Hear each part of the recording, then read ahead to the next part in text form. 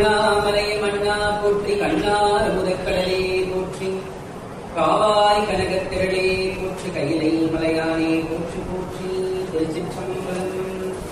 பிடியதன் கூறு பூமி குலமிகு கரியது, வழி கொடுதனதடி வழிபடும் மவரிட, கடிகணபதி வர அருளினன் மீது கோடை, வடிவினர் பயில் வழி வளம் குறையிலையே,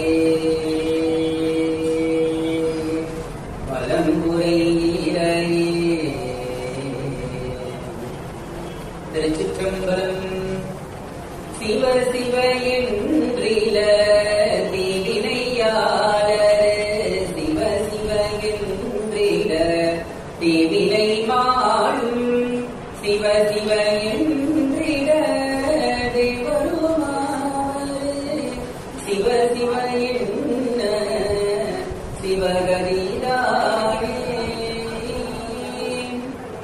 கண்ணியா குமரி அருள்காந்தி மதி மீனாட்சி, கருணை பர்வதவதி கமலை பராசக்தி, சிவகாம சுந்தரி காளி உமை பிரமதித்தை, கன்னிகரெல்லாம் ஞான அபயமரதாம்பிகை, தையள் அபிராமி முந்தி கந்தர் வளர்த்தவள், கண்ணருள் செய் காமாட்சி என்னையாள் கௌரி ஜுவாலாமுகி, உண்ணாமுலை இளந்த வீலாயதாட்சி, இடர் பிரமராம்பிகை இளங்கர் பார்வதி ஆகியும் எல்லா நாம் எண்ணெயாய், காசி முதலாகிய கலத்த விளையாடும் விசாலாட்சியாம், அண்டகோடிகள் பணி அண்ட பூரணி அண்ட பூரணி என்னையே,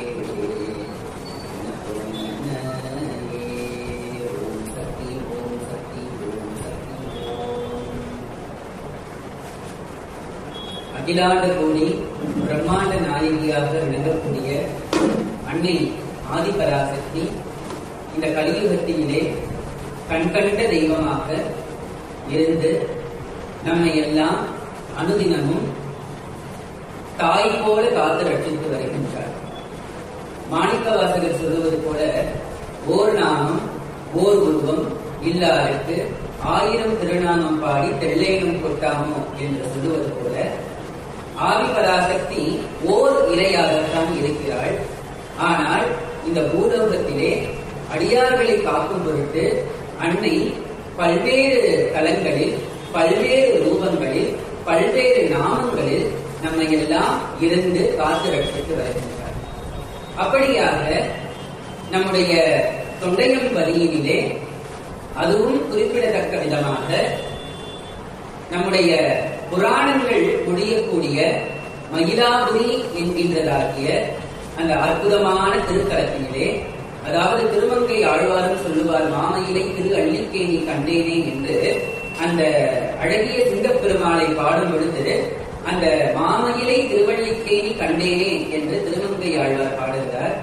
அதே போல நம்முடைய ஞானசம்பந்த சுவாமிகள் இந்த தலத்திற்கு வந்து எருக்குடம்பு, அதாவது எலும்பை, அதாவது புறத்திலே இட்ட எலும்பை பெண்ணாக மாற்றுகிறார். மட்டிட்ட புண்ணியம் காணல் மடமதிலை, கட்டிட்டம் கொண்டான் கபாலீஸ்வரம் வந்தான், ஒட்டிட்ட பண்பில் உறுதிய பல் கணத்தார்க்கு அட்டிட்டல் காணாதே போதியோ பூம்பாவா என்று சொல்லுவது போல, வேறு எங்கும் காணாத எப்படி ஒரு அதிசயம் என்று நாம் கற்பனைக்கு கூட நினைத்து பார்க்க முடியாத அளவுக்கான ஒரு அற்புதம் இந்த தொண்டை மாநகரத்துல, அதுவும் குறிப்பிடத்தக்க விதமாக இருக்கக்கூடிய நம்முடைய மயிலை மாநகரத்துல ஒரு எலும்பை பெண்ணாக்கிய தலம் என்று நாம் பெருமையாக சொல்லக்கூடிய அற்புத தலம் நம்முடைய மயிலாபுரி என சொல்லக்கூடிய மயிலாப்பூர் திருத்தலம்.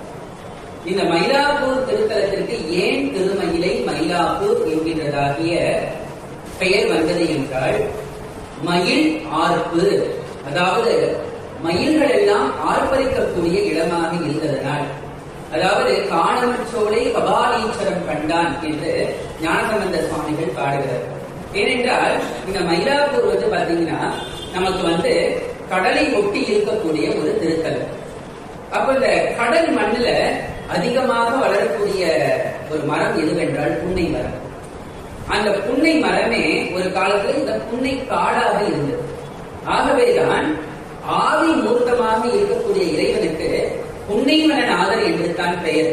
நம்முடைய திருமயிலை கபாலீஸ்வர பெருமானினுடைய ஆதி நாமம் புன்னைவனநாதர்.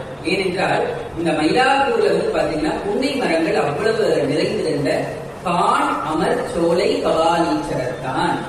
அப்பொழுது அந்த புன்னைவன காட்டினிலே இறைவன் சுயம்பலிங்கமாக பிரம்மா, ராமர், சிங்காரதேவர் போன்றவர்கள் எல்லாம் போன்ற தெய்வ மூர்த்தங்கள் எல்லாம் வந்து பூசித்த சிவமூர்த்தம். அந்த இடத்துல பாத்தீங்கன்னா அந்த சோலையில பாத்தீங்கன்னா மயில்கள் அவ்வளவு ஆர்ப்பரிக்கக்கூடிய ஒரு இடம். அதனாலதான் நமக்கு மயில்கள் ஆர்ப்பரிக்கக்கூடிய ஊர் என்பதனால் மயிலாப்பூர், மயிலாப்பி, மயில் ஆர்ப்பு என்றெல்லாம் வெவ்வேறு பெயர்களை சொன்னார்கள்.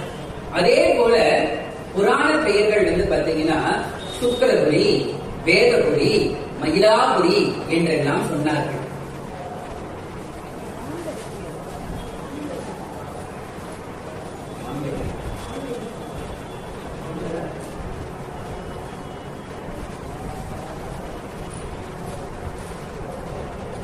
கேக்குதுங்களா? சிவ சிவா கண்டினியூ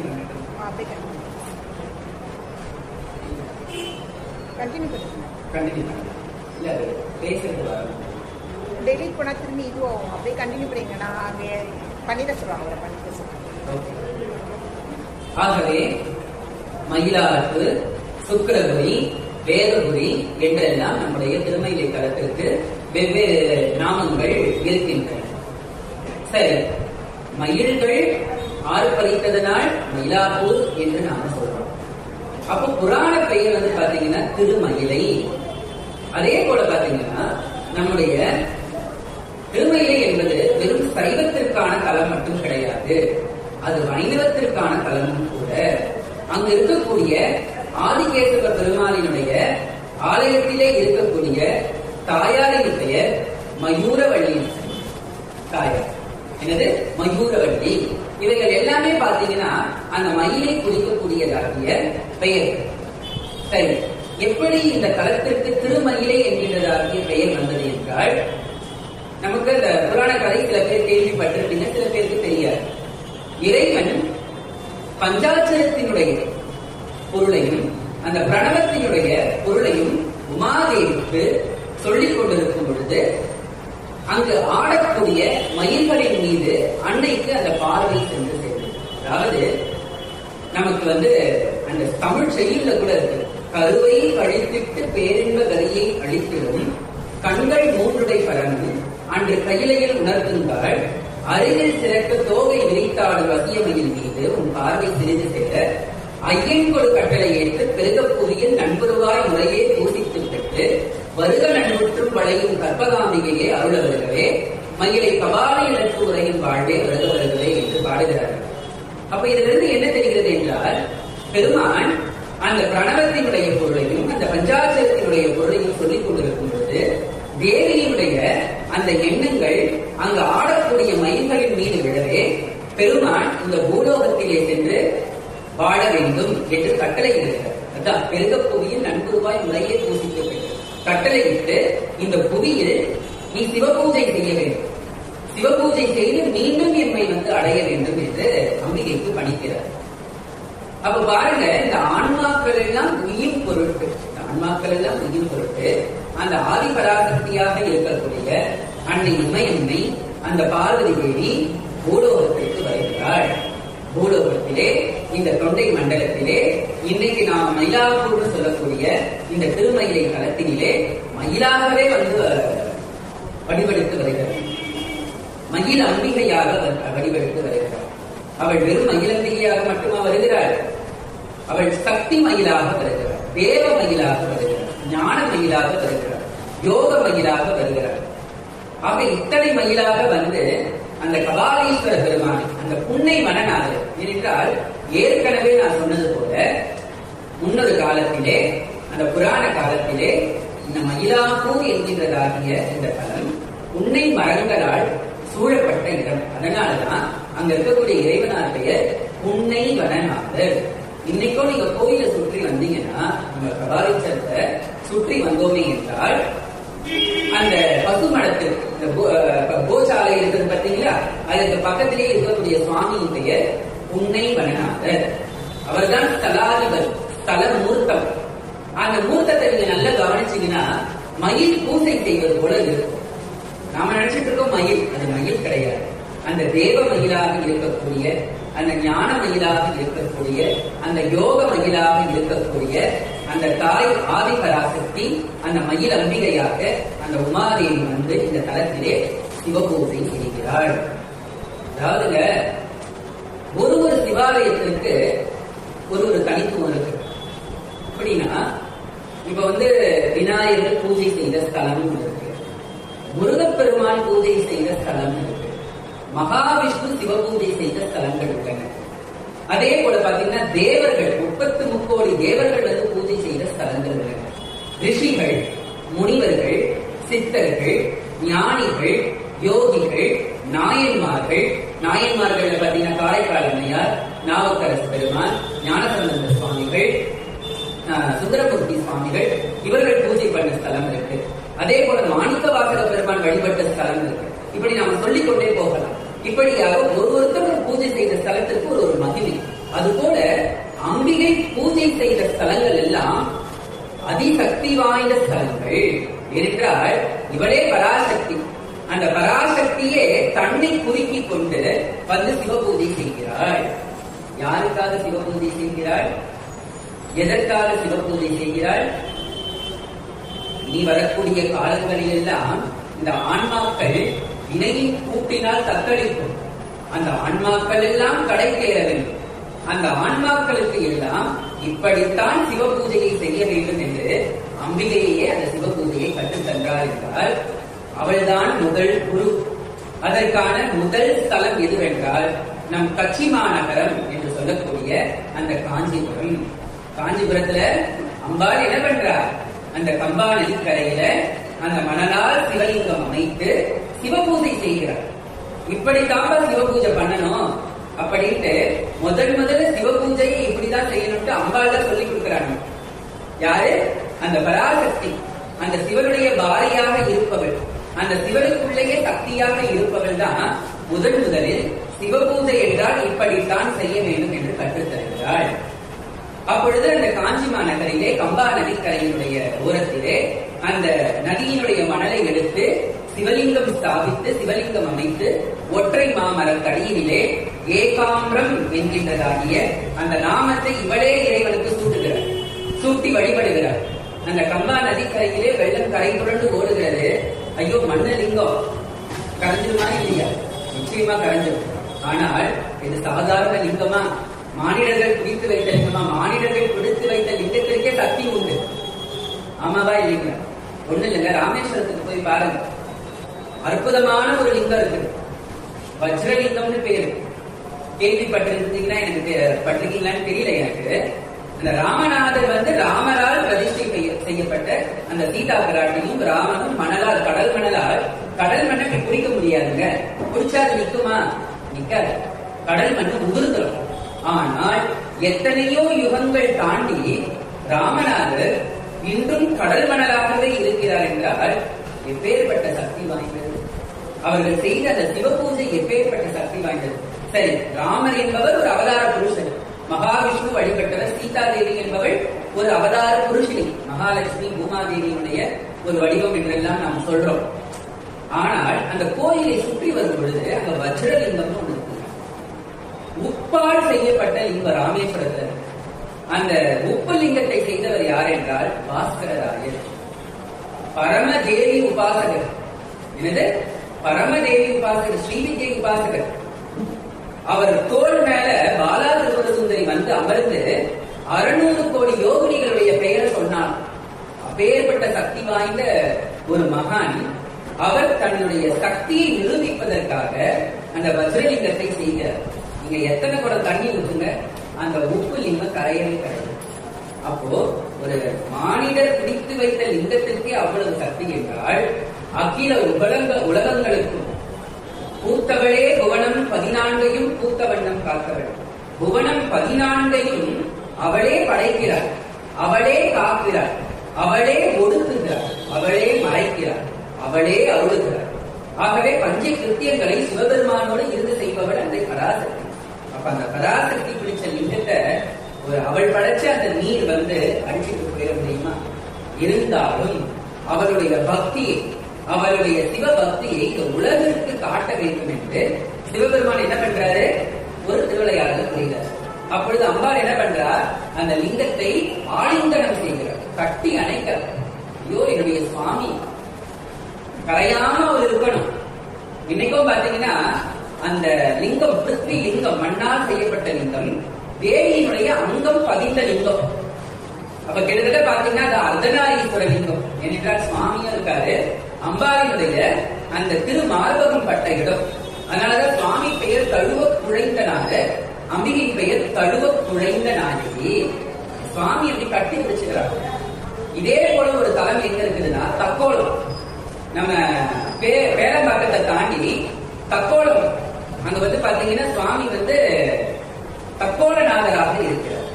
அந்த லிங்கம் பாத்தீங்கன்னா அம்பிகையினுடைய திருமார்பகம் பதிந்த லிங்கம். 6 மாசம் சிறப்பா இருக்கும், 6 மாசம் வெண்மையா இருக்கும். திருவூரல் என்ற தலைப்பில பாடல் பெற்ற சிவஸ்தலம். ஆக இப்படியாக அந்த தேவி வழிபட்ட ஸ்தலங்கள் பல. நம்ம திருவானைக்காவல்ல அந்த நீரையே லிங்கமாக மாற்றுறாளாமா. என்னது?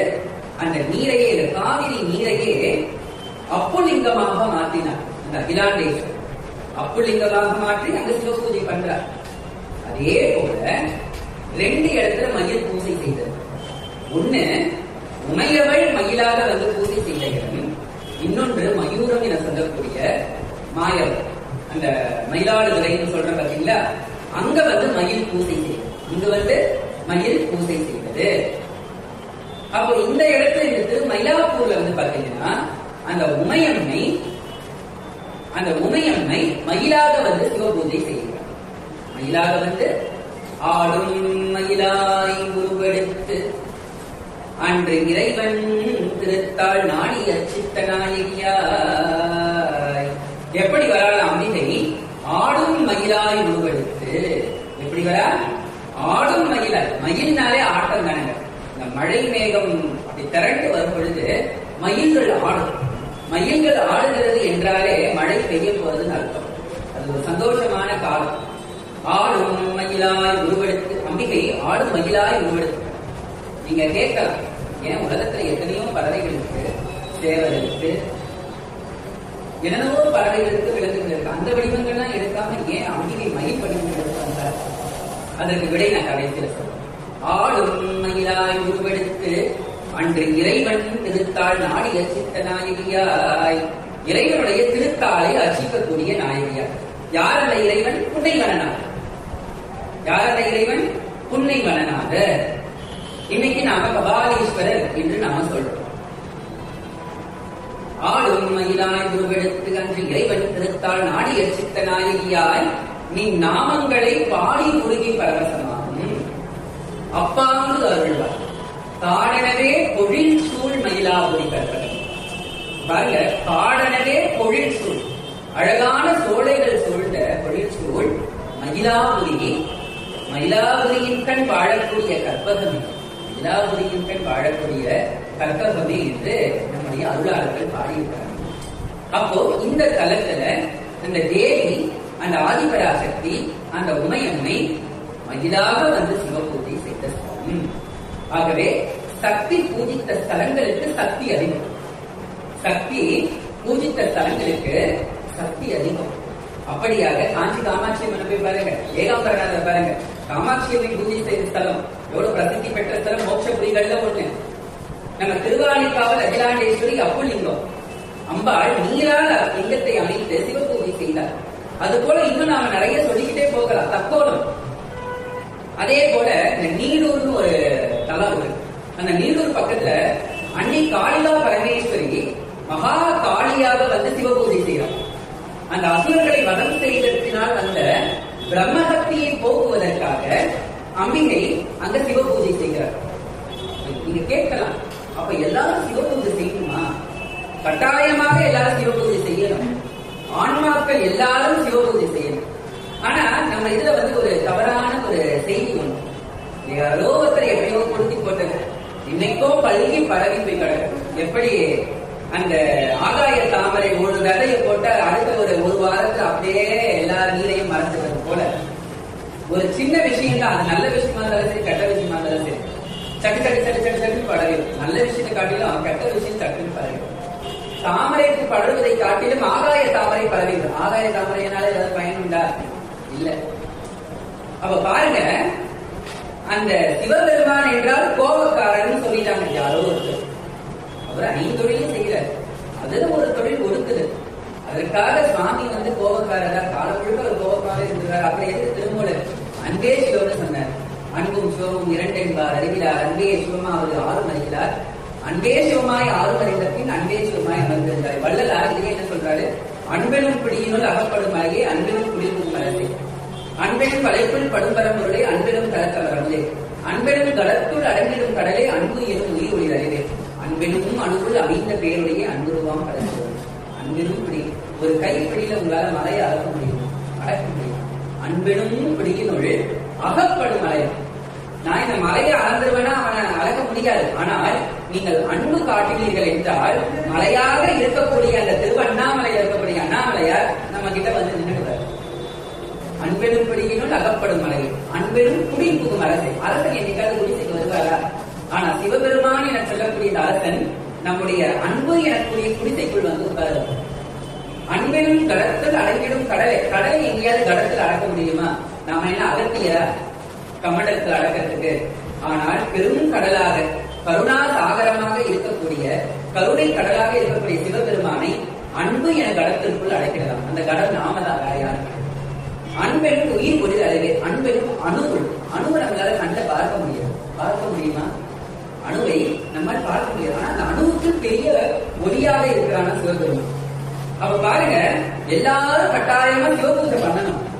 எல்லாரும் கட்டாயமா சிவபூஜை பண்ணணும். இந்த நாம பிறவி எடுத்ததற்கு பயனை என்ன தெரியுங்களா? அந்த சிவபெருமானுடைய திருவடி அடைவதுதான் பிறவி பயன். அந்த பிறவி பயனை நாம் எய்த வேண்டும் என்றால் சிவபூஜை செய்ய வேண்டும். ஏதோ எனக்கு சிவபூஜை நான் செய்ய தெரியல. நிறைய பேர் சொல்றாங்க ருத்ராட்சம் கழிக்கணும்ன்றாங்க, நெற்றில நீர் பூசணும்ன்றாங்க, பஞ்சாட்சரத்தை ஓதணும்ன்றாங்க, தீட்சை வாங்கணும்னு சொல்றாங்க. எங்களுக்கு அதெல்லாம் தெரியாது. பரவாயில்ல, தப்பு கிடையாது. நான் இப்பதான் சொன்னேன், நம்ம 3000 ஆண்டுகளுக்கு முன்பே திருமூலர் சொல்லிட்டார், அன்பும் சிவமும் 2 என்பார் அறிந்தார். சிவபூஜை ரொம்ப எளிமையான பூஜை தான். சிவபெருமான் எதையும் எதிர்பார்க்க மாட்டார். நீங்க அன்போடு ஒரு சொம்பு தண்ணியை ஊத்துங்க போதும். அன்போடு ஒரு சொம்பு தண்ணியை ஊத்துங்க போதும். உங்களுக்கு பூ கிடைக்கலையா? கடையில போய் உங்களுக்கு வாங்க காசு இல்லையா? பரவாயில்ல. பூ ஒரு 2 பூ கூட பறிக்க முடியலையா? பரவாயில்ல. ஒரு சின்ன இலை எடுத்து சிவாய நமக்கு கொடுங்க. அதுவே பெரிய அர்ச்சனை. யாவர்க்குமாம் இறைவர்க்கு ஓர் பச்சிலை, யாவர்க்குமாம் பசுவிற்கு ஒரு வாயிலை. இல்லைங்க, என்னால சிவபூஜை பண்ண முடியல. நாம சாப்பிடும்போது நம்ம பக்கத்துல யாராவது 2 பேர் இருப்பாங்க. ஐயா சாப்பிடுறீங்களா? அதுதான் சிவபூஜை. யாவருக்குமாம் பசுவிற்கு ஒரு வாயில். நம்ம என்ன நினைச்சிட்டு இருப்போம்? பசுமாட்டுக்கு போய் ஒரு கட்டுக்குள்ள கொடுப்போம். பசுனா இந்த இடத்துல ஆன்மா என்று பொருள். ஆன்மான்றது ஓரறிவு ஜீவராசிலிருந்து 7 அறிவு வரைக்கும் இருக்கு. 6 அறிவு 7 அறிவு ஞானிகள் வரைக்கும் ஆன்மாக்கள் தான். நம்மளால முடிஞ்ச உணவு. சரி, அது கூட எங்களால முடியுங்க. யாவர்க்குமாம் இறைவருக்கு ஒரு பட்சி, யாவர்க்குமாம் பசுவிற்கு ஒரு வாயில், யாவர்க்குமாம் உண்ணும் போது ஒரு கைப்பிடி. நான் சொன்னேன் பாத்தீங்களா? உண்ணும் போது ஒரு கைப்பிடி. அது எளிய ஜீவராசிகளா இருக்கலாம், ஒரு எறும்பா இருக்கலாம், ஒரு பூச்சியா இருக்கலாம், இல்ல பக்கத்துல நம்ம சாப்பிடுற நாய்க்குடி வாலாட்டிட்டு நிக்கலாம். அந்த ஒரு ஜீவனுக்கு ஒரு பூனைக்குட்டி நிக்கலாம். ஒரு கை இல்லைங்க, என்னால அது கூட பண்ண முடியாது. யாவருக்குமாம் என்றும் இன்னுரைதான். நல்ல விஷயத்தை சொல்லிட்டு போயிருக்கான். இதுதாங்க சிவபூஜை, இதுதான் சிவபூஜை.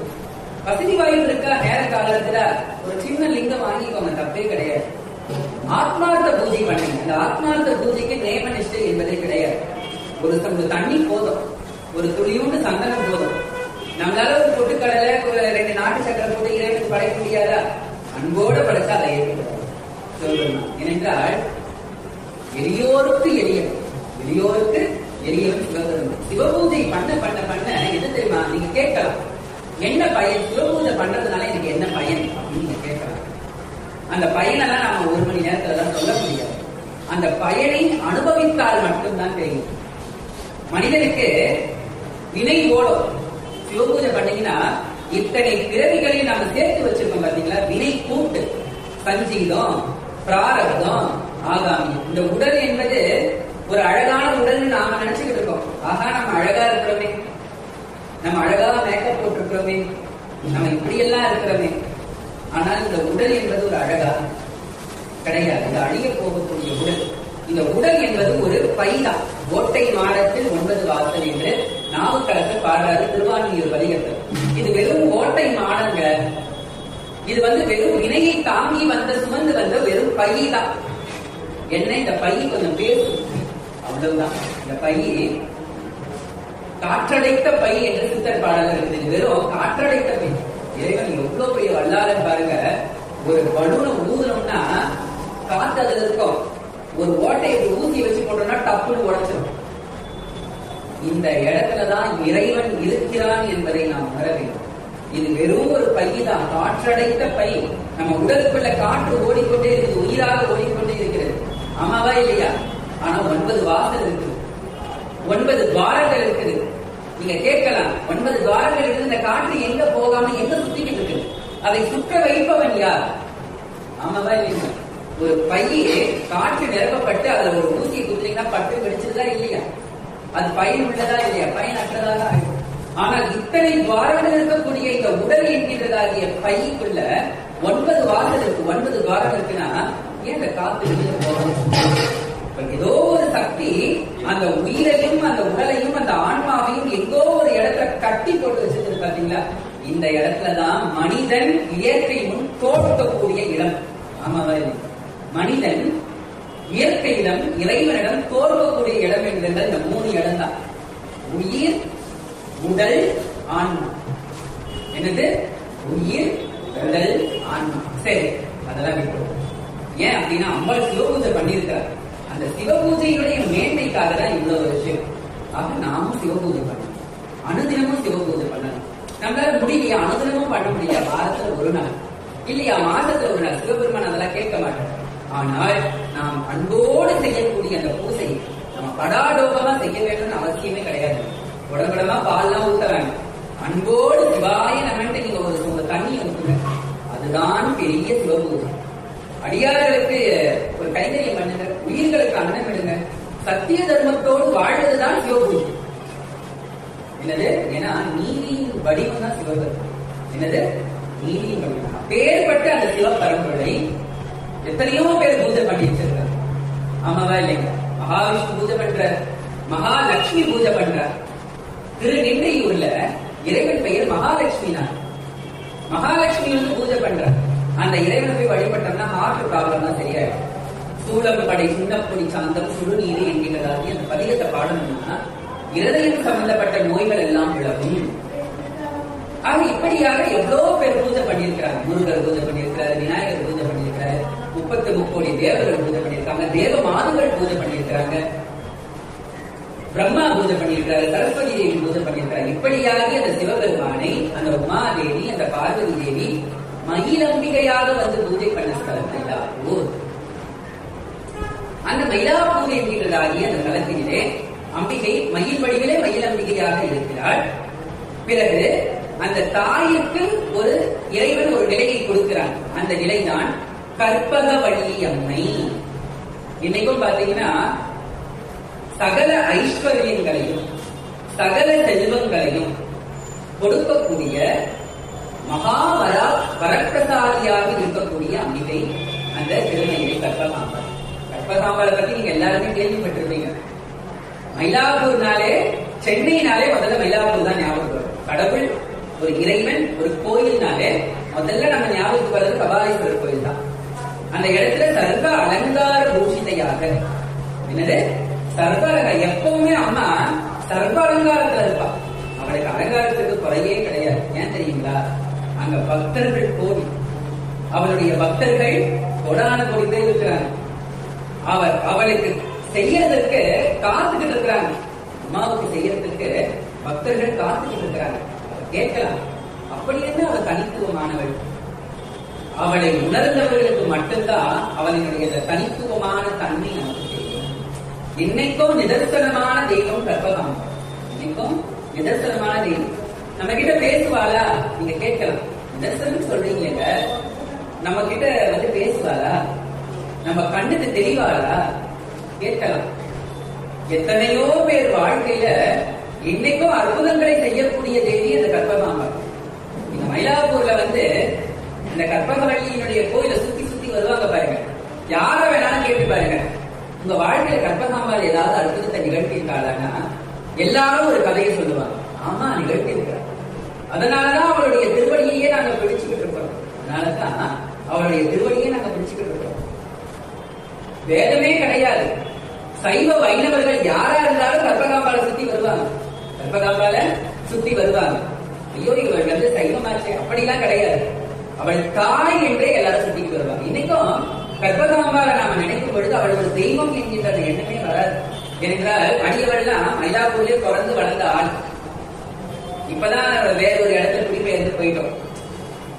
35 வருஷம் வரைக்கும் பாத்தீங்கன்னா ஒரு 30-33 வருஷம் வரைக்கும் அந்த கற்பகாம்பாளுடைய கோயிலுக்கு அடிக்கடி போகிற வழக்கம். அவள் ஒரு தாயாகவே நாங்கெல்லாம் பார்த்தோம். அவளை இன்னைக்கும் தெய்வமான பார்த்தது. ஏனென்றால் அவள் அவ்வளவு கருணையே வடிவமானது. அவ்வளவு கருணையே வடிவமானது. ஆனால் நமக்கு செய்வாளா அப்படின்னு கேட்டோம்னா, யாராருக்கு எந்த அளவுக்கு படி அளக்கணுமோ அந்த அளவுக்கு தான் அவளால் படி அளக்க முடியும். அதாவது பெரியவங்களே சொல்லுவாங்க, பாத்திரத்தை அறிந்து பிச்சையிடும் சொல்லுவாங்க. நாமெல்லாம் இந்த ஒரு சினிமா பாடல கூட பிச்சை பாத்திரம் ஏங்கி வந்தே ஐயனே என் ஐயனே ஒரு சினிமா பாடல இருக்கு. அப்ப இந்த உடல் என்பது ஒரு பிச்சை பாத்திரம். ஆமாவா இல்லைங்க? இந்த பாத்திரத்துக்கு எவ்வளவு கொடுக்கணும்னு அவளுக்கு தெரியும். இந்த பாத்திரத்துக்கு எண்ணத்தை கொடுக்கணும், எவ்வளவு கொடுக்கணும், எந்த அளவுக்கு அளந்து கொடுக்கணும்ன்றது அவளுக்கு தெரியும். ஆமாவா இல்லைங்க? ஆகவே அடியார்களினுடைய தன்மையை பொறுத்து எப்பாடி ரொம்ப நாளா பொருளை கேட்டுக்கிட்டு இருக்கிறான். சரி, இவன் கேட்கிற பொருளை கொடுத்துருவோம், போட்டோ படிச்சு போட்டோம். இவன் ரொம்ப நாளா சுத்திக்கிட்டு இருக்கிறான். எதுக்கு சுத்துறானே தெரியல. என்னப்பா அவனுக்கு வேணும்னு கேட்பா. அம்மா, என் குடும்பம் கிடைக்கணும், என் சந்ததி கிடைக்கணும், வாரிசு பெற்றுக்கிட்டு போ. எத்தனையோ பேர் வாழ்க்கையில குழந்தை சேர்த்து கொடுத்திருக்கிறார். எத்தனையோ பேருடைய வாழ்க்கையில் இருக்கக்கூடிய இந்த தரித்திரம் சொல்லக்கூடிய வறுமையை நீக்கி இன்னைக்கு எல்லாரையும் வாழ வச்சு பாக்குற அம்மா. இல்லைங்க, எனக்கு இதெல்லாம் வேணாம், நான் வாழ்க்கையில நல்லா அடிபட்டு உதப்பட்டு தெரிஞ்சுட்டேன். அம்மா, நீ எனக்கு அருளை கொடு, எனக்கு ஞானத்தை கொடு. நிச்சயமாக அருளையும் ஞானத்தையும் வழங்கக்கூடிய ஞான பிரதானியாக இருப்பவள் அன்னை கற்பகாம்பாள். இன்னைக்கும் கற்பகாம்பாள் மேல எவ்வளவு பேர் பாடல்கள் எழுதியிருக்கிறாங்க. கற்பகாம்பாள் மேல அவருடைய அருளை நினைந்து எவ்வளவு பேர் பாடல் எழுதியிருக்கிறாங்க. அது இந்த காலத்துல நம்ம பராசக்தியை பத்தி பேசும் பொழுது, இந்த உமையம்மையை பத்தி பேசும் பொழுது, திருமூலர் அமைதி பத்தி பல சக்தி வேதம்னு சொல்லக்கூடிய திருமந்திரம் என்பது சைவ நூலுன்னு தான் நம்ம நினைச்சுக்கிட்டு இருக்கோம். ஆனா சைவத்தில் ஒரு கூறு வாமம்னு சொல்லக்கூடிய பராசக்தியை பற்றி வழிபடுவது. அதுல சிதம்பர சக்கரம்லாம் இருக்கு. எப்படி தேவியை உபாசனை செய்ய வேண்டும், திருமூலருடைய திருமந்திரத்துல எப்படி தேவியை உபாசனை செய்ய வேண்டும் என்கின்ற அந்த சிதம்பர சக்கரம் தான். இன்னைக்கு நாம ஸ்ரீ சக்கரம் தான் சொல்றோம். அது திருமூலர் சிதம்பர சக்கரம்னு சொல்றாரு. இன்னைக்கு நீங்க செம்பாக்கம் கேள்விப்பட்டிருக்கீங்களா? அதாவது திருப்போரூர்ல இருந்து செங்கல்பட்டு செல்லக்கூடிய வழியில 6 கிலோமீட்டர், திருப்போரூர்ல இருந்து ஒரு 6 கிலோமீட்டர் தொலைவுல செம்பாக்கம்னு ஒரு காலம். அந்த செம்பாக்கம் என்கின்ற தலத்திலே செம்பாக்கம் ஸ்ரீ சக்கரராஜ பீடம் ஸ்ரீ பாலா திரிபுரசுந்தரி கோயில். அந்த பாலா திரிபுரசுந்தரி கோயில் இன்னைக்கு அவ்வளவு பெரிய தலமாக மாறியிருக்கு. கீழே அம்பாள் குழந்தையாக, நடுவுல குமரியாக, கருணியாக, மேல மாதாவாக, ஔஷத லலிதா மகா திரிபுரசுந்தரி 48 மூலிகைகளான அம்பாள். அவள் வேற யாருமே இல்ல, மயிலாப்பூர் கற்பகாம்பாளே அந்த செம்பாக்கத்துல பாலாம்பிகையாக இருக்கிறார். மயிலாப்பூர் கற்பகாம்பாளே செம்பாக்கத்துல பாலாம்பிகையாக இருக்கிறார். அப்போ அருளை வேண்டும் என்றாலும் அருளை தருவார், ஞானம் வேண்டும் என்றாலும் ஞானத்தை தரக்கூடிய அந்த தேவி. அப்போ அந்த தலத்துல, அந்த பாலாம்பிகை தலத்துல சிதம்பர சக்கரம், என்னது சிதம்பர சக்கரம் சொல்லக்கூடிய திருமூலரினுடைய வழியில் அமைந்த சக்கரத்தை வைத்து பரிசை வழிபாடு செய்து வருகின்றனர். அப்ப பாருங்க, ஸ்ரீவித்யை என சொல்லக்கூடிய அம்பிகை வழிபாடு இன்னைக்கு நேற்று வரவில்லை. 3000 ஆண்டுகளுக்கு முன் துருமூலர் ஸ்ரீவித்யை பற்றி சொல்லியிருக்கிறார். அவளை அறியா அமரரும் இல்லை. ஆமாவா இல்லைங்களா? அவளை அறியாத தேவர்களே கிடையாது. அவளை அறியாத தேவர்களே, அவளன்றி செய்யும் அருந்தவம் இல்லை. நீங்க அம்பிகை இல்லாத ஒரு தவமே கிடையாதுங்க. அம்பிகை இல்லாத நீங்க எந்த தவம் செய்தாலும் அந்த தவத்திற்கு பயன் கிடையாது. அவளன்றி செய்யும் அருந்தவம் இல்லை.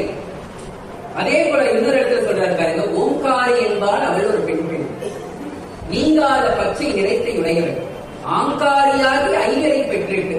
ஆங்காரி என்பாள், ஆங்காரின்னு சொல்றாள், மகாசக்தி படைத்தவள். ஆமாவா இல்லைங்களா? ஐவரை பெற்றது. முறையாக சிவபெருமான், அதாவது சிவன், ருத்ரன், பிரம்மா, விஷ்ணு, மாகேஸ்வரன், சதாசிவன், இவங்க 5 பேரையும் அம்பாலே பெற்றெடுக்கிறார். ஆங்காரியாகி ஐவரை பெற்றிட்டு ரீங்காரத்துள்ளே இணைத்திருந்தார். எனது ரீங்காரத்துள்ளே அவருடைய பீஜ மந்திரம் கிரீம், ஸ்ரீம் இவையெல்லாம் அம்பிகையினுடைய பீஜாட்சர மந்திரம். எனது பீஜாட்சர மந்திரம். இதையெல்லாம் திருமூலர் பாடியிருக்கிறார். இதெல்லாம் அறிவார் பராசக்தி ஆனந்தம் என்பார். அறிவார் அருவுருவாம் அவள் என்பார். அம்பாள் அருவமாகவும் இருக்கிறார், உருவமாகவும் இருக்கிறார். பாருங்க எவ்வளவு தத்துவம் பாருங்க. அப்போ அம்பாளை பற்றி சொல்லும் பொழுது அவள் எக்காலத்திற்கும் திருமூலனுடைய அந்த பராசக்தியினுடைய மேன்மை பொருந்தும். அப்படியாக நம்முடைய கற்பகாம்பாள் பொழுதிருக்கிறாள். அதே அம்பிகை தான் ஏழங்கை நங்கை இறைவி எங்கள் முக்கண்ணி, வேடன் படிகம் விளங்கும் என் தாமரை, பாடும் திருமுறைகள் பார்ப்பதி பாதங்கள், சூடும் சென்னிவாய் தோத்திரம் சொல்லுமே.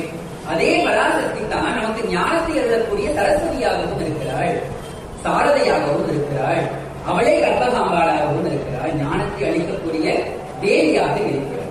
அப்ப நீங்க கற்பகாம்பாள் கிட்ட, அம்மா எனக்கு நீ நல்ல கல்வியை கொடு, நிச்சயமாக கொடுப்பாள். அம்மா நீ ஞானத்தை கொடு, சத்தியமாக கொடுப்பாள். அவளுடைய கருணைக்கு ஈடு என்பதே கிடையாது. பாருங்க, அடியவன் கூட பாத்தீங்கன்னா ஒரு நான் பிறந்த வாழ்ந்த வாழ்க்கை இதெல்லாமே பாத்தீங்கன்னா ஒரு ஏழ்மையான சூழல் தான். ஏழ்மையான சூழல் தான், ரொம்ப கஷ்டப்பட்ட ஒரு வாழ்க்கை தான். ஆனால் இந்த கஷ்டத்திலையும் இன்னைக்கு ஒரு மருத்துவ பேராசிரியா, முதல் திருநங்கை மருத்துவ பேராசிரியா இந்த அளவுக்கு அம்பாள் உயர்த்திருக்கிறாள்னா அது அந்த கற்பகாம்பாளினுடைய அனுகிரகம் தான். அந்த மயிலாப்பூர் உண்டக கண்ணியம்மனுடைய அனுகிரகம் தான். அந்த கோலவெளி பத்ரகாளியுடைய அனுகிரகம் தான். அந்த அங்காள பரமேஸ்வரனுடைய அனுகிரகம் தான். நான் ஏற்கனவே சொல்லிட்டேன், கற்பகாம்பாள் வேறல்ல, உண்டக கண்ணியம்மன் வேறல்ல, அங்காளம்மன் வேறல்ல, கோலவெளி வேறல்ல. ஒரு நாமம் ஒரு உருவம் இல்லாருக்கு 1000 திருநாமம் பாடி தெளியப்படும் ஒரே சக்தி தான். அவள் பல்வேறு இடங்களில் பல்வேறு சக்திகளாக அருள் புரிந்து வருகிறார். இப்படியாக வேண்டுவோருக்கு வேண்டுவர். அம்மா எதிர்பார்க்கிறதெல்லாம் அன்புதான். நம்ம வீட்டுல கூட நம்ம பெத்த தாயே நம்ம கிட்ட காசு பணத்தையா எதிர்பார்க்கிற கிடையாது. ஐயோ நம்ம பிள்ளைங்க அன்போட நம்ம அம்மான்னு கொடுக்குமா, நம்ம அன்போட நம்ம மடியில படுக்குமா, நம்மளை பார்த்து அம்மா நீ சாப்பிட்டியான்னு ஒரு வார்த்தை கேட்குமா. அப்படித்தான் பராசக்தியும். ஏனென்றால் அவள் தாய் என்கின்ற பதத்தை உடையவள். அவள் பராசக்தி, ஆனால் அவள் தாய் என்ற பதத்தை உடையவள். அப்போ தன்னுடைய அடியார்கள் கிட்ட அவளை எதிர்பார்ப்பது என்னன்னா தூய அன்புதான். அன்போட போய் நீங்க நில்லுங்க, உங்களுடைய விருப்பை அறிந்து உங்களுக்கு என்ன வேணுமோ அதை நிச்சயமாக செய்வார் கற்பகாம்பாள். அதனாலதான் நிறைய பேர் சொல்லுவாங்க, வேடிக்கையாக சொல்லுவாங்க. எனக்கு சில நேரத்தில் கொஞ்சம் சிரிப்பு வரும். சின்ன வயசுல நானும் அப்படிதான் நினைச்சுக்கிட்டு இருந்தேன். கற்பக தருப்போல் கேட்டதையெல்லாம் தருவதனால் அவள் கற்பகவள்ளி கற்பகாம்பாள் கிடையாது. அந்த கற்பக தருவையும் காமதேனுவையும் படைத்தவளே அவள் தான். அந்த கற்பக தருவையும் காமதேனுவையும் படைத்தவளே அவள் தான். இதெல்லாம் கேட்டதெல்லாம் தர முடியும். அப்போ அந்த கற்பகாம்பாள் போல கேட்டதை தருவதனால் தான் அந்த கற்பக தருக்கும் கற்பக மரம். கற்பக மரத்தினால் தாய்க்கு பெருமை கிடையாது. இந்த கற்பகாம்பாள் போல இதுவும் கேட்டதையெல்லாம் தருவதனால் தான் கற்பக மரத்துக்கு அந்த பெயர். ஆமாவா இல்லையா? அந்த 14 லோகங்களையும் படைத்தவர், இங்க இருக்கக்கூடிய பஞ்சபூதங்களை படைத்தவர், உயிர்களை படைத்தவர், ஆன்மாக்களை அதில் புகுத்தியவர். எல்லாமே அம்பிகை தான், எல்லாமே அம்பிகை தான். ஆக அப்படியாக இந்த கற்பகாம்பாளுடைய மகிமைகளை நாம் பேசிக்கொண்டே இருக்கிறோம். அதற்கு இந்த ஒரு பிறவிலாம் பத்தவே பத்தாது. இந்த பிறவி பத்தவே பத்தாது. அனுபவித்தவர்களால் மட்டும்தான் அதை உணர்ந்து பேச முடியும். ஏனென்றால் அவள் சத்தியமாக அங்க இருக்கிறார். நீங்க கேட்கலாம், அதற்கு ஏதாவது ஒரு சம்பவம் சொல்லலாம். சரி, 2 சம்பவம் நான் பகிர்ந்தேன். ஒண்ணு, அடியார்களினுடைய வாழ்க்கையில நடந்த ஒரு சம்பவம். இன்னொன்று, என்னுடைய வாழ்க்கையில் நடந்த ஒரு சம்பவத்தை நான் சொல்றேன். கற்பகாம்பாள் மயிலாப்பூர்ல சத்தியமாக இருக்கிறாளா என்றால் சத்தியமாக இருக்கிறார். சத்தியமிட்டு 68-100% நான் சொல்லுவேன். அதாவதுங்க, நான் ஏற்கனவே சொன்னேன், இந்த கற்பகாம்பாளுக்கு பக்தர்கள் கோடி, நிறைய பேர் கற்பகாம்பாளுடைய அடியார்களாக இருக்கிறார்கள். இப்படியாக அந்த அன்னையின் மீது சகஸ்ரநாமம் பாடக்கூடிய அடியார்கள் நிறைய பேர். இன்னைக்கும் நீங்க திரு மயிலாப்பூருக்கு வந்தீங்கன்னா நிறைய பேர் குடும்பமாக உட்கார்ந்து லலிதா சகஸ்ரநாமத்தை பாராயணம் செய்வார்கள். ஒரு சில பேர் என்ன பண்ணுவாங்க, அபிராமி அந்தாதியை பாராயணம் செய்வார்கள்.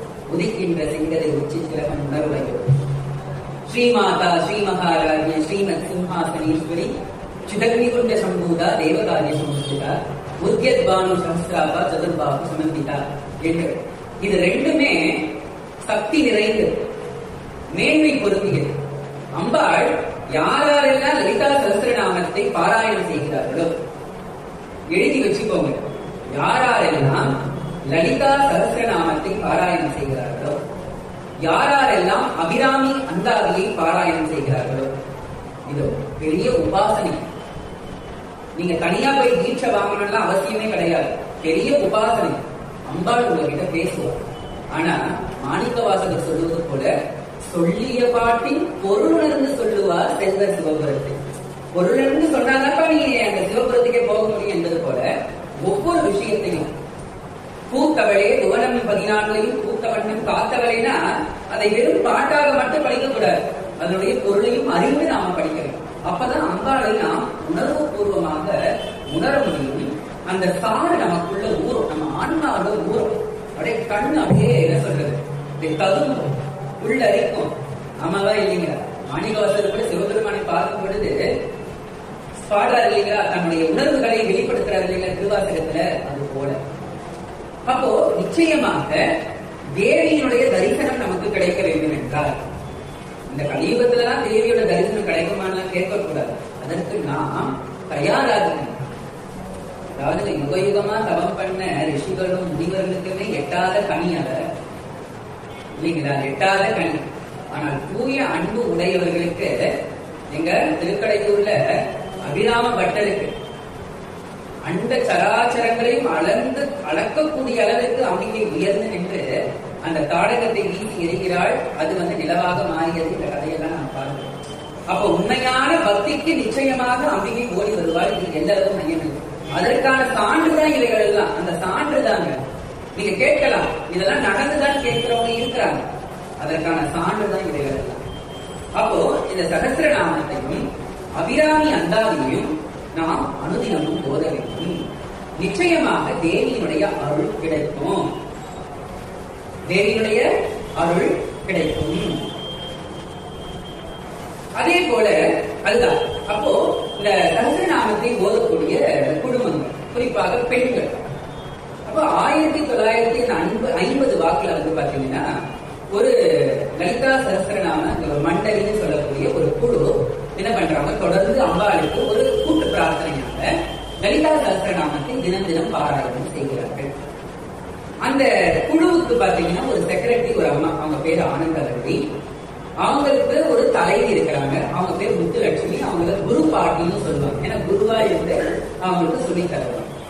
இப்படியாக பல காலம் அவங்க என்ன பண்றாங்க, லலிதா சகஸ்ரநாமத்தை பாராயணம் செய்கிறார்கள். நான் இப்பதானே சொன்னேன், லலிதா சகஸ்ரநாமம் என்பது ஒரு உபாசனை.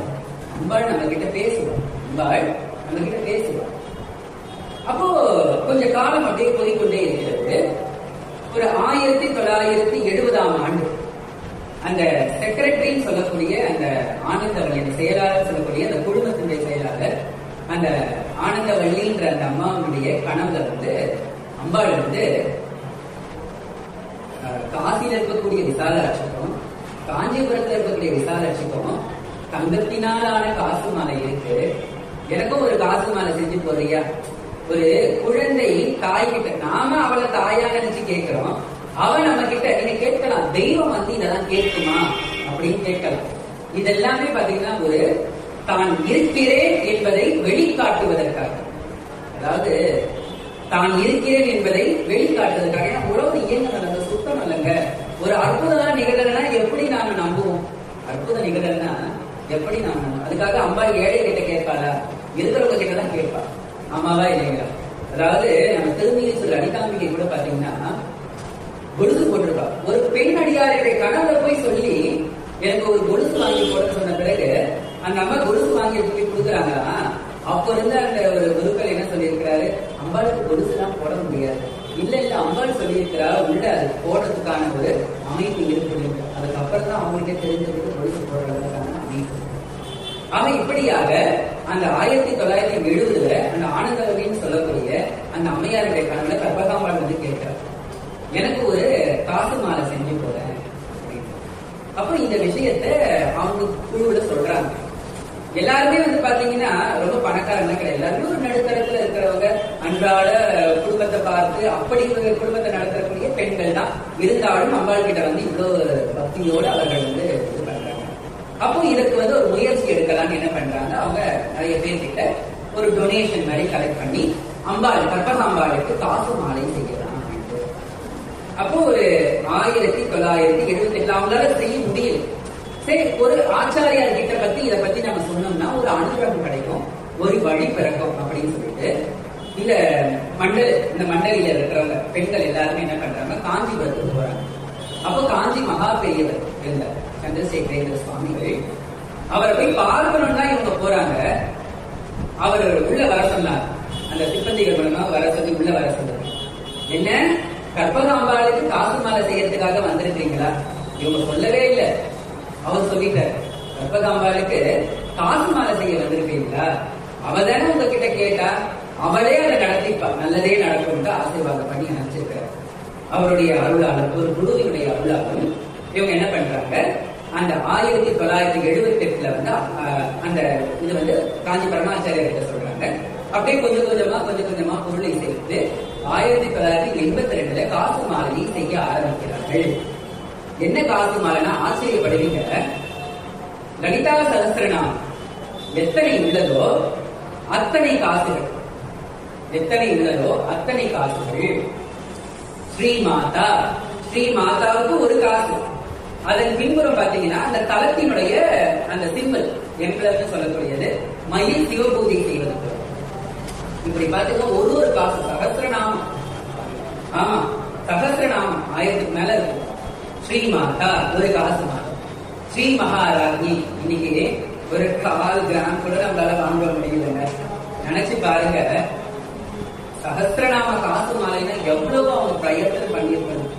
அப்போ மனிதர்களாக அவர்கள் பிரயத்தனம் பண்ணதை காட்டிலும் அம்பாளுடைய அனுகிரகம் இருக்கணும், அந்த குருவினுடைய அனுகிரகம். இப்படியாக ஒரு காசு மாலை செஞ்சுட்டாங்க. அம்பாளுக்கு சகஸ்ரநாம காசு மாலை. இன்னைக்கும் நீங்க வெள்ளிக்கிழமை மயிலாப்பூர் கற்பகாம்பால மாலை நேரத்துல போய் பாத்தீங்கன்னா சகஸ்ரநாம காசு மாலையோட அப்படியே ஜெகஜோதியா ஜொலிப்பா, ஜெகஜோதியா ஜொலிப்பா. ஆமா, அந்த சகஸ்ரநாமமும் ஒரு தேவியினுடைய நாமம். அப்ப பாருங்க, எல்லா தேவியும் அவளுக்குள்ள அடக்கம், அத்தனை தேவிகளும் அடக்கம். வண்டபுத்திரவதோ யுக்த சக்தி சேனா சமன்விதாக. ஆமாவா இல்லைங்களா? மகாலட்சுமி, மகாலட்சுமி, மகா காளி என்றெல்லாம் நம்ம அம்பாளை பாடுறோம். மார்த்தாண்ட பைரவாராத்யா. அம்பாளுக்கு எத்தனை பெயர், எத்தனையோ பெயர்கள்.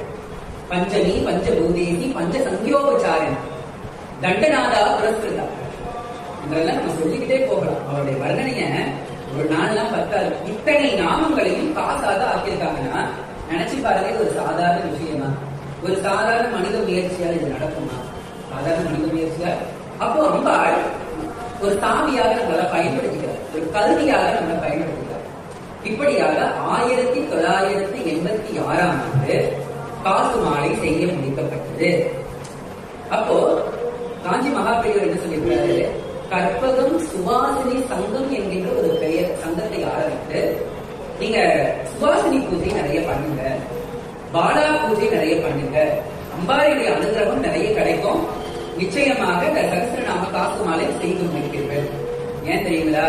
இதுல இன்னொரு விஷயத்த சொல்றேன். சுவாசினி அர்ச்சன பிரீதா ஆசோபனா சுத்த மானசா. அதாவது அம்பாளுக்கு சுவாசினி பூஜைன்னா அவ்வளவு இஷ்டமாங்க. சுமங்கலி பூஜை.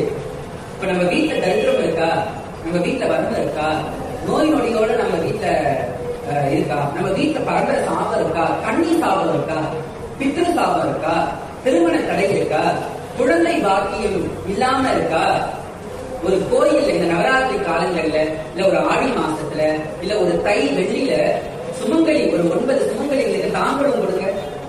இல்ல வசதி இருந்தா ஒரு சுமங்கலிகளுக்கு சுமங்கலி பூஜை பண்ணுங்க. அந்த கன்னி பெண்களுக்கு கன்னி பூஜை பண்ணுங்க. அந்த குழந்தைங்களுக்கு பால பூஜை பண்ணுங்க.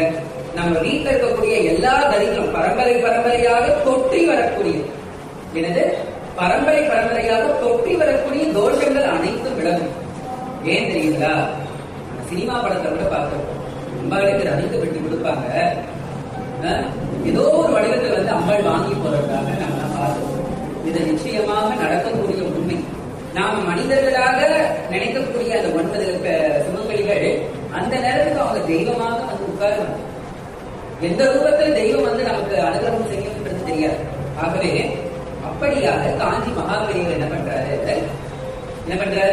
இந்த கற்பகம் சுவாசினி சங்கம்ன்ற ஒரு சங்கத்தை ஆரம்பிச்சு நிறைய சுவாசினி பூஜை பண்ணி நிறைய பால பூஜை பண்ணிருக்கோம். நிச்சயமாக அம்பாள் கற்பகாம்பாள் அனுகிரகம் செய்வாள். இப்படியாக அவர்களும் பண்ணார்கள். சரஸ்வதி நாமகாசு மாதிரி சுத்தி முடிச்சாச்சு.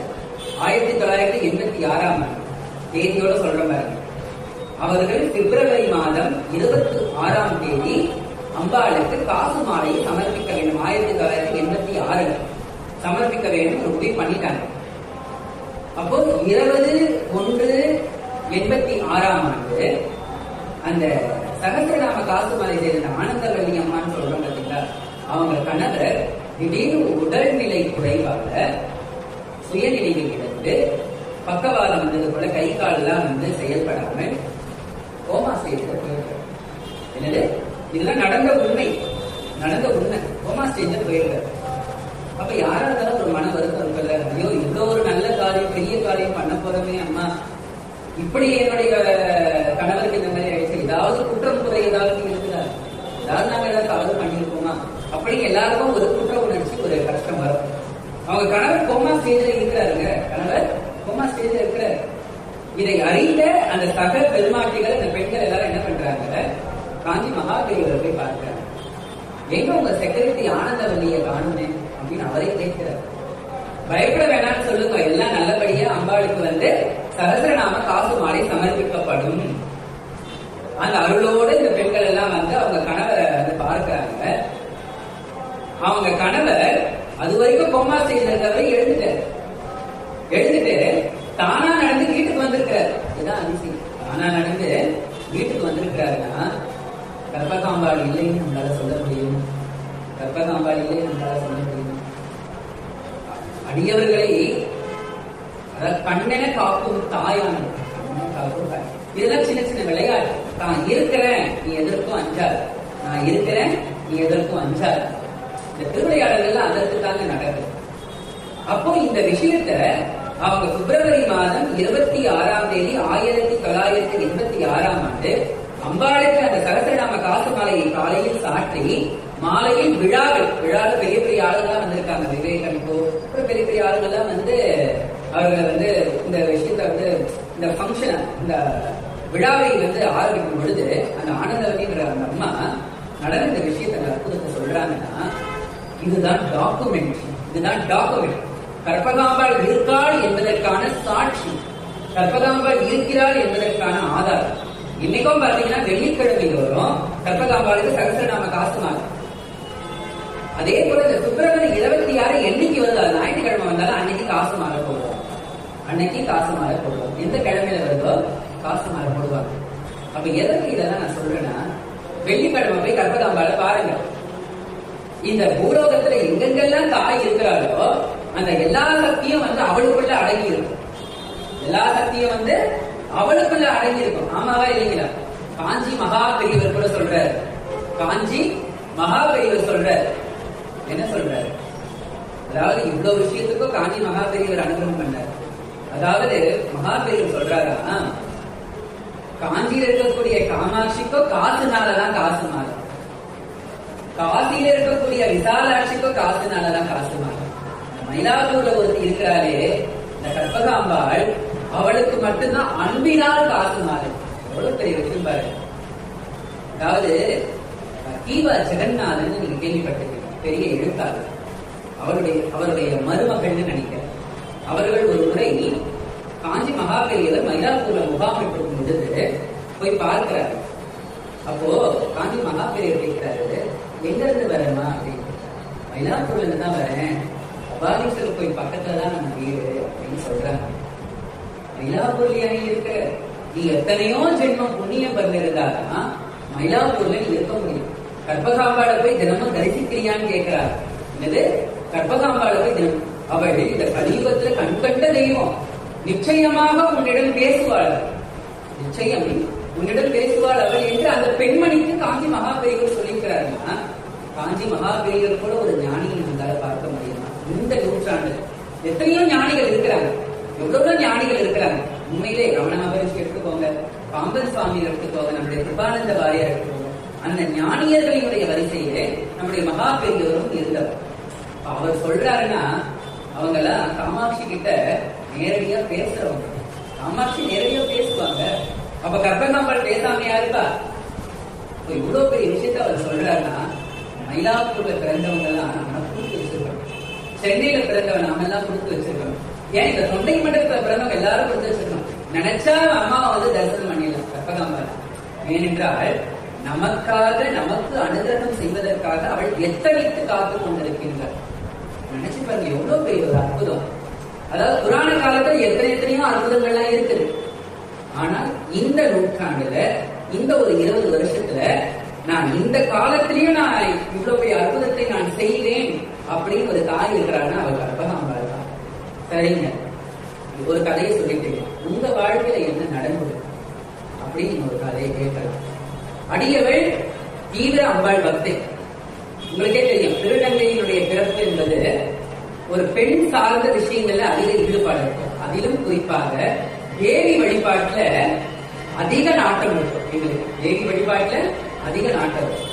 அப்ப சிறு வயதுல வந்து மயிலாப்பூர்ல பிறந்து வளர்ந்ததுனால, மந்தவழியில பிறந்து வளர்ந்ததுனால இந்த மயிலாப்பூர் கற்பகாம்பாள், மயிலாப்பூர் முண்டக கண்ணியம்மன், முண்டக கண்ணியம்மனுடைய புகழ் சொல்லணும்னா இன்னும் சொல்லிக்கிட்டே போகலாம். கலியுகத்துல கண்கண்ட தெய்வம் அவர். முண்டக கண்ணியம்மன், சுயம்பு மூர்த்தி, கோலவழி ருத்ரகாளியம்மன், அங்காள பரமேஸ்வரி, இப்படி நாம சொல்லிக்கிட்டே போகலாம். தீவிர பக்தையாக இருந்தது. ஆனால் ஒரு வாழ்க்கை எல்லாருக்கும் ஒரு திருப்பம் ஏற்படும்.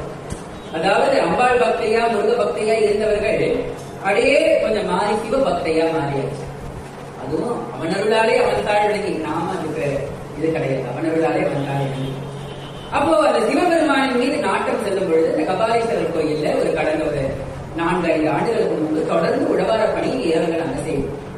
ஆமா, நைட்டு அர்த்தஜாம வேலையில செஞ்சுட்டு வருவோம். அப்ப சுவாமி மேல இந்த பற்று, ஏனென்றால் சிவபெருமான் கூட சாதாரணமானவர் இல்லை. அவர் மேல சும்மா நமக்கு வந்து பக்திலாம் வந்துடாரு. அவரும் எப்படி அந்த தூண்டிலை போட்டு மீன் பிடிப்பது போல ஏதாவது ஒரு அற்புதத்தை பண்ணி அவர் பக்கம் நம்ம வந்து கட்டி போட்டு வச்சிருவோம். அப்போ வாழ்க்கையில ஒரு ஸ்டேஜ் நமக்கு என்ன தெரியுமா தோணும், ஆகா சிவபெருமானை மிஞ்சிய தெய்வம் கிடையாது, நீ அவள் தான் எல்லான்ட்டு அவர் பக்கம் சாஞ்சிடும். அப்போ அடியர்கள் வந்து தொடர்ந்து ஒரு 8-8:30 மணி வாக்குல வந்து கோயிலுக்கு ஓடி கபாலீஸ்வரருக்கு உண்டான இந்த கைங்கரியங்களை செய்யும். கொஞ்ச நாள் இந்த கற்பகாம்பாளை போய் தரிசனம் பண்றதை விட்டுட்டு கற்பகாம்பாள் கிட்ட போறதே இல்லை. ஒரு காலத்துல அவன் மேல பைத்தியமா இருந்த ஆளு இந்த கற்பகாம்பாள் கிட்டே போறது இல்லை. அவன் என்ன நினைச்சாலும் என்ன கோவப்பட்டாலும் எனக்கு தெரியாது. ஒரு நாள் கனவுல வர, அதே போல கனவுல ஒரு குடத்தை எடுத்துக்கிட்டு கபாலீஸ்வரர் சன்னிதானத்துக்குள்ள ஓடுறேன். உழவார பணி பண்ணணும், கோயில்ல யாரும் கிடையாது. கனவு, இதெல்லாம் நினைவு இல்ல, கனவு. இருட்டா இருக்கு, ஆனா நந்தி தெரியுது. நான் கபாலீஸ்வரர் சன்னிதானத்துக்குள்ள ஓடுறேன். அங்க அம்பாள் வந்து பாத்தீங்கன்னா ஒரு பெண்ணாக ஒரு சிவந்த ஒரு ஆடையை உடுத்திக் கொண்டு, முகலாம் தெரியல, நல்ல நீண்ட கூந்தல். அம்பாளுக்கு கூந்தலை வைத்து பல பெயர்கள் உண்டு. சுருங்குழல் நாயகி, அதாவது ஐயர் மலையில அம்பாள் பெயர் சுருங்குழல் நாயகி, வண்டார் குழல் எம்மை, இப்படி எல்லாம் அவளுடைய அந்த முடியை வச்சு அம்பாளுக்கு பல பெயர் உண்டு. இப்படியாக அவள் அந்த முடியை கோதிக்கிட்டு இருக்கிறார். இந்த கனவுல நான் பார்க்கிறேன், கோதிக்கிட்டு இருக்கிறார். முகம்லாம் தெரியல. அப்போ அவ என்ன பண்ற, தடுக்க, நில்லு, எங்க போற, ஏன் இந்த பக்கமே வரமாட்டேங்கிற, அங்கேயே ஓடிக்கிட்டு இருக்கிற அப்படின்னு ஒரு அசரீரி வாக்குங்க. அவள் நிக்கிறா, அது நல்லா தெரியுது, வேற எதுவுமே தெரியல. அவளுடைய குரல் கேட்குது, அவள் முகம் தெரியல, ஆனா ஒரு உருவம் நின்று தடுக்குது. ஏன் இந்த பக்கமே வரமாட்டேன், அங்கேயே ஓடிக்கிட்டு இருக்கிற. அவ்வளவுதான், கனவு கலைஞ்சிருச்சு. ஓடு, மறுநாள் வந்து ஓடு, அம்மா என்னை மன்னிச்சிரு தாயே, நேரம் இல்லாததுனாலதான் நான் சுவாமியுடைய சன்னிதானத்துக்கு ஓடுறேன். உன்னை வந்து தரிசிக்க கூடாதுன்ற எண்ணம் தான் கிடையாதுதான். எனக்கு தப்பாக்க நினைச்சுக்காத, கோச்சுக்காத. பாருங்க, கலியுகத்துல கண்கண்ட தெய்வம் அவர் 17-14 லோகங்களையும் படைப்பு காத்து ரட்சித்து அழுபவர். நாம ஒரு தூசிக்கு கூட சமானமாக மாட்டோம், அவருடைய திருவடி தூசிக்கு கூட நம்ம சமானமாக மாட்டோம். ஆனால் பக்தர்களை தேடி வந்து அவர் கேட்கிறாள்னா நாம எந்த ஜென்மத்தில் செய்த தவமோ என்பதெல்லாம் தெரியாது. அன்றிலிருந்து இன்று வரை கபாலி சன்னிதானத்துக்கு போனோம்னா, மயிலாப்பூருக்கு போனோம்னா அந்த கற்பகாம்பாளை தரிசனம் செய்து விட்டுத்தான் சுவாமி கிட்ட போகணும். கற்பகாம்பாளை தரிசனம் செய்து விட்டுத்தான் போகணும். இதெல்லாம் உண்மையாக நடந்தது, இதெல்லாம் உண்மையாக நடந்தது. இப்ப நீங்க எடுத்துக்கோங்க, ஒரு திருநங்கையாக வாழ்க்கையில் நாம படிக்கிறதே பெரிய விஷயம். அந்த இடர்களை, வறுமையை நாம கடக்கணும், ஏழ்மையை கடக்கணும், பல சவால்களை எதிர்கொள்ளணும். ஆமாவா இல்லைங்களா? பல போராட்டங்களை எதிர்கொள்ளணும். இத்தனை படிகளையும் தாண்டி இன்னைக்கு ஒரு சொற்பொழிவாளராக, அவளையுடைய புகழை பற்றியே பேசக்கூடிய ஒரு சொற்பொழிவாளராக, அந்த பெருமானையுடைய புகழை பற்றி பேசக்கூடிய ஒரு சொற்பொழிவாளராக, ஒரு மருத்துவ பேராசிரியராக, மருத்துவர்களை உருவாக்கக்கூடிய பேராசிரியராக உயர்த்தி இருக்கிறாள் என்றால், இவளை விட ஒரு ஞான பிரதானியை நானே ஒரு எக்ஸாம்பிள் தான் நான் சொல்லுவேன். ஏனென்றால் எனக்கு எந்த சப்போர்ட்டுமே கிடையாது. தாயினுடைய அரவணைப்பு, அண்ணனுடைய அரவணைப்பு தான். ஆனால் இவ்வளவு விஷயத்தையும் நான் கடந்து வரணுமே, அதற்கு ஒரு துடுப்பாக இருந்து இத்தனை விஷயங்களும், இது பெருமைக்காக சொல்லுவது கிடையாது, இது என்னுடைய பெருமை என்பது கிடையாது, என்னுடைய தற்பெருமை என்பதும் கிடையாது. அதாவது தேவி சத்தியமாக இருக்கிறாள் என்பதற்காகத்தான் நான் இதை அழுத்தமாக சொல்லுகிறேன். கற்பகாம்பாள் சத்தியமாக இருக்கிறாள் என்பதற்காகத்தான் அழுத்தமாக. இன்னைக்கு 4 பேர் கையெடுத்து வணங்கக்கூடிய அளவிற்கு நம்மளை நிற்க வச்சிருக்கிறார்கள். இது எல்லாமே அவளினுடைய அனுகிரகம் தான், இந்த கற்பகாம்பாளினுடைய அனுகிரகம் தான். இதுல எந்த ஒரு மாற்றமும் கிடையாது. ஆக இப்படியாக கற்பகாம்பாள் எனக்கு மட்டும் அனுகிரகம் பண்ணது கிடையாது. நீங்க கபாலீஸ்வரர் கோயில் வரக்கூடிய அவளுடைய பக்தி யாருக்கிட்ட வேணாலும் கேளுங்க, எல்லாரும் ஒரு கதை சொல்றாங்க. அதுதான் கற்பகாம்பாள் நிதர்சனமாக இருப்பதற்கான சாட்சி. அதுதான் இன்றைய தலைப்பு. திருமயிலை கற்பகாம்பாளுடைய பெருமைகளும் அற்புதங்களும்.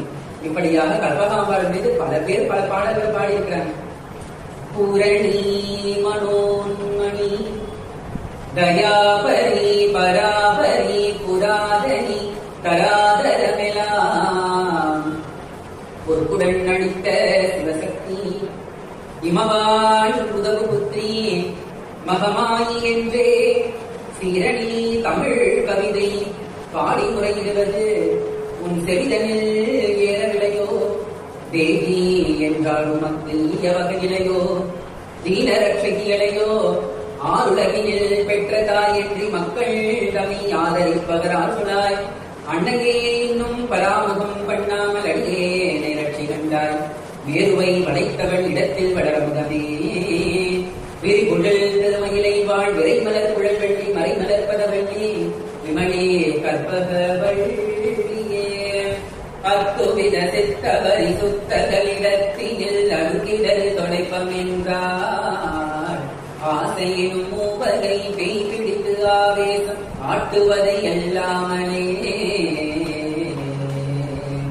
கத்துபரி உத்தமனம் எத்தனை சொன்னாலும் இது தன் பழகிலே இழுத்து தள்ளதே வாழான கோபம் அடங்காது தன்னரசு நாடச் செய்யுதே, இத்தனி விதச்சனியில் எப்படி வழிபடுவதெப்படி விளைப்பதம்மா, இனியாகிலும் கடை கண் பார்த்து நிலை தீர்த்து நினைவர பதமருள் செய்குவாய், வித்துதனுதற்கன நிலத்தில் வளர முதலே பிரிகுழல் திருமயிலை வாழ், விரைமலர் குழல்வள்ளி மறைமலர் பரவள்ளி விமலி கற்பகவள்ளியே என்று அம்பாள் மீது பாடியிருக்கிறார். அருணாச்சலம் என்று சொல்லக்கூடிய ஒரு அருளாளர். அதே போல இன்னொரு அருளாளர் திருமயிலை பதிகம் என்று கற்பகவள்ளியம்மை பதிகம் என்றே பாடியிருக்கிறார். இது போல கற்பகாம்பாள் மேல நிறைய பேர் நிறைய பாடல்களை பாடியிருக்கிறார்கள். அந்த வரிசையிலே இந்த எளியவளும் அடியவளுமே அம்பாள் மீது பல பாடல்களை பாடியிருக்கிறார். மனம் என்னும் கோயிலே இருக்கின்ற மறைபொருளே மாதாவே மலையர புத்திரியே மயிலை தலமருளும் நாதனின் நாயகியே என்று அம்பாள் மீது ஒரு பாடல். அதே போல கற்பகவள்ளியம்மை பஞ்சகம் என்று கற்பகத்தாயவள் கற்பகத்தருபவள் கவலைகள் யாவும் களைவாள் சக்தி ஜப்பதியான மயிலை பதினின்று நிற்கவும் பரவளர்ப்பாள் முக்தியை அருள்கின்ற முத்தனின் பாதியே கபாலீஸ்வரருடைய பாடல். முத்தனின் பாதியே முழுமுதற் பொருள் அன்னையே. முழுமுதற் பொருள் விநாயகருடைய அன்னையே. முடிவரும் தேவரும் கொண்டே தெய்வமே கற்பகவள்ளி குமையே. இன்னைக்கும் முனிவர்களும் தேவர்களும் வந்து ஏற்றக்கூடிய அம்பிகை, ஏற்றி பாடக்கூடிய அம்பிகை. கற்பகம் என சொன்ன கவலைகள் யாவையும் கலையவே ஓடி வருவார். அம்மா என அடிக்கல் அன்பினை பொழியவும் அம்மையே ஆடி வருவாய். திருமயிலை தெய்வமாய் திகழ்ந்த தீமைகள் நிகழாமல் காத்திடுவாய். சத்திய வடிவமாய் நின்றருள் தேவியை கற்பகவள்ளி உமையே. இப்படியாக அம்பாளின் மீது அடியவளும் பாடலை எழுதியுள்ளேன். அடியவர் கவறுகள் பொறுத்தருள வேண்டுமே தாயேதனை ஒளிடுவாய். ஞானத்தை ஏதேற்ற நயமுடன் வந்து நீ சித்தத்தை தெளிவேற்பாய். ஓங்கார சக்தியே ரீங்கார சக்தியே ஸ்ரீ சக்கர நாயகியே மயிலையின் மாதவமாய் நின்றருள் தேவியே கற்பகவள்ளி உமையே. ஸ்ரீபுரம் தனி விட்டு திரிபுர சுந்தரியே மயிலைக்கு எழுந்த வருவாய்.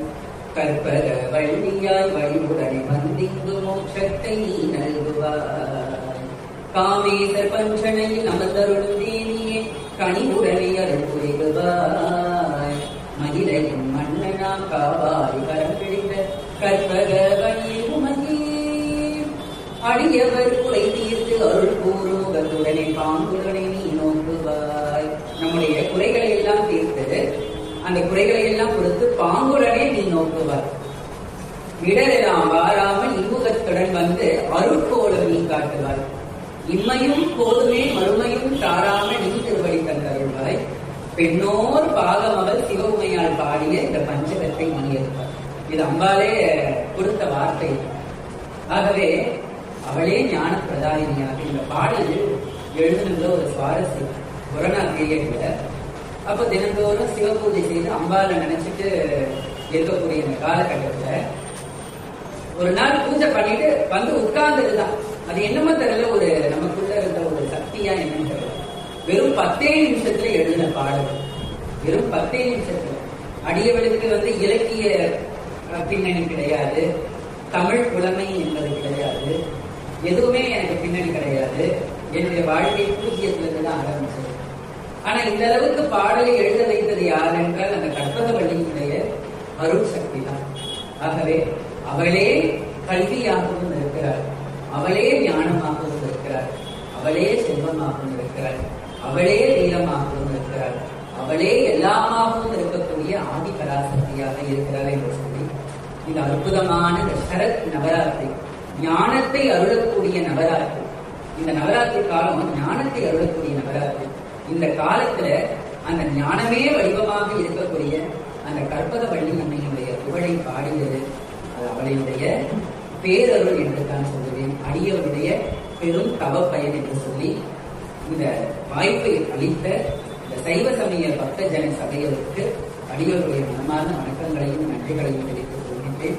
அதே போல தங்களுடைய பணிகளை எல்லாம் ஒதுக்கிவிட்டு இந்த நல்ல விஷயங்களை தேவியினுடைய மகிமையை கேட்க வேண்டும் என்று வீடுகளோலாம் வந்திருக்கின்ற அடியார்கள் வேலையெல்லாம் விட்டு அடியார்களுக்கு என்னுடைய மனமார்ந்த நன்றிகளையும் வணக்கங்களை தெரிவித்துக் கொண்டிருக்கிறேன்.